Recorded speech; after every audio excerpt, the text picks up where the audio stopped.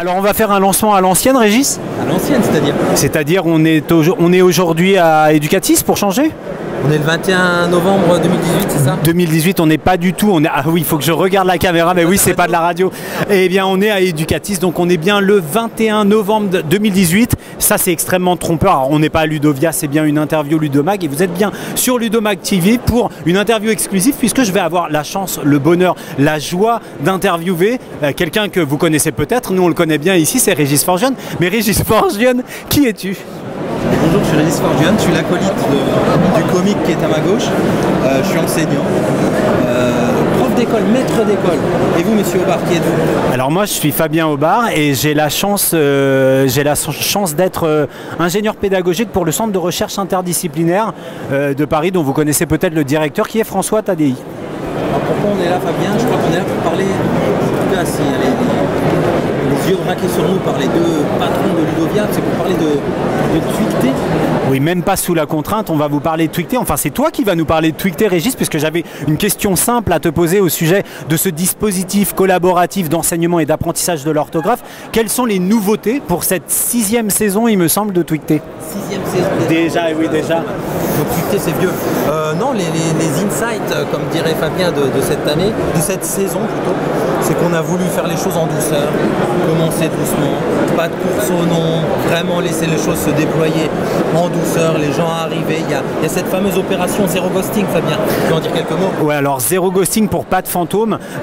Pour ceux qui connaissent bien le dispositif, l'année dernière, on avait atteint plus de 1000 classes. Et oui, monsieur Fourcault, plus de 1000 classes dans le dispositif, ce qui n'était pas sans poser un certain nombre de problèmes, notamment sur l'investissement des enseignants qui parfois découvraient le dispositif, étaient un petit peu perdus, et ce qui pouvait mettre à mal le fonctionnement du dispositif, ou en tout cas la participation des classes qui y étaient associées. Donc cette année, on a mis en place cette opération pas de fantôme ou zéro ghosting en bon français, et l'idée c'était de proposer un accompagnement extrêmement rapproché auprès des classes, et en particulier des nouvelles classes, pour pouvoir permettre à chacun de vivre une expérience Twicté qui soit la plus optimale possible. Mais elle s'est déclinée en un certain nombre de dispositifs, cette opération zéro ghosting, Régis. Alors voilà, on peut peut-être commencer par parler de la petite fée, Madame la médiatrice, qui a un compte Twitter qui s'appelle La Médiatrice. @ Madame Twicté. Madame Twicté. Rappelle-nous le pitch. Dis bonjour à la dame. Ouais, C'est quelqu'un ou plusieurs personnes qui vont aller un petit peu voir s'il y a des petits soucis entre classes, des soucis de connexion, si les échanges se font pas bien, elles vont aller voir, elles vont donner des conseils, les mettre en lien dans des messages privés par exemple, pour vraiment créer du lien. Et ça fait le lien justement, Fabien, avec Adopte un coach. Ouais, l'autre versant de cet accompagnement, c'est l'opération Adopte un coach. Donc Adopte un coach, c'est quoi? On a un certain nombre d'experts de l'association. Donc vous savez que Twicté, c'est un dispositif en ligne qui est ouvert à tous. C'est aussi une association qui est faite essentiellement de praticiens, mais aussi de cadres qui contribuent au dynamisme, à l'évolution et au renouvellement de la proposition Twicté. On fait du neuf sans toucher à rien du tout. C'est un peu ça le pitch. Et cette année, bien, on a proposé à un certain nombre d'experts membres de l'association de venir accompagner ceux qu'on appelle avec beaucoup de tendresse les newbies, qui sont les nouveaux arrivants et qui nous surprennent parfois par leurs questions. C'est vrai qu'il y a des questions. C'est pas pour rien qu'on a choisi le nom de newbie en